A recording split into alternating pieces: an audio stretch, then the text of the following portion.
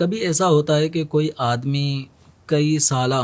سابقہ زندگی ایسی گزار چکا ہوتا ہے جس میں وہ نمازیں اس نے نہیں پڑھی ہوتی، اور اب اسے اپنی نمازوں کی طرف توجہ آتی ہے، لیکن اب وہ کھڑے ہو کر نماز پڑھنے پہ قدرت نہیں پاتا۔ تو اب شریعت مطہرہ کا حکم یہ ہے کہ یہ اس وقت جو موجودہ نمازیں ہیں، اگر ان میں قیام کرنے پہ قدرت نہیں رکھتا یا سجدہ کرنے پر قدرت نہیں رکھتا تو شریعت مطہرہ نے اس سے قیام ساقط کر دیا ہے، یعنی اس پہ قیام نماز کے اندر فرض نہیں ہوگا۔ فرض نماز میں، وتر میں اور سنت فجر میں قیام فرض ہے۔ اب اس سے قیام کا مطالبہ ختم ہوا، اب یہ بیٹھ کر نماز پڑھے۔ اب گزشتہ جو کئی سالوں کی نمازیں اس نے نہیں پڑھی تو یہ بھی اس وقت کی جو موجودہ کیفیت ہے اس کے مطابق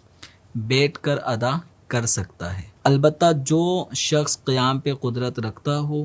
تو اس کے لیے فرض نماز میں، چونکہ قضاء عمری میں فرائض ادا کیے جاتے ہیں، وتر ادا کیا جاتا ہے، وتر کی نماز ادا کی جاتی ہے، تو ان نمازوں میں اس کو قیام کرنا ہوگا۔ اگر قیام پہ قدرت کے باوجود کوئی قضا نمازوں کو یوں ذہن میں لے آئے کہ اتنی سالوں کی نمازیں ہیں، کھڑے ہو کے پڑھنے میں دشواری ہے، یعنی اپنے ذوم میں وہ دشواری سمجھتا ہے اور بیٹھ کے پڑھنے میں وہ آسانی سمجھتا ہے، تو بیٹھ کر اب نماز پڑھے گا بلا عذر شرعی تو وہ قضا نمازیں اس کی ادا نہیں ہوں گی، کیونکہ بلا عذر قیام چھوڑنا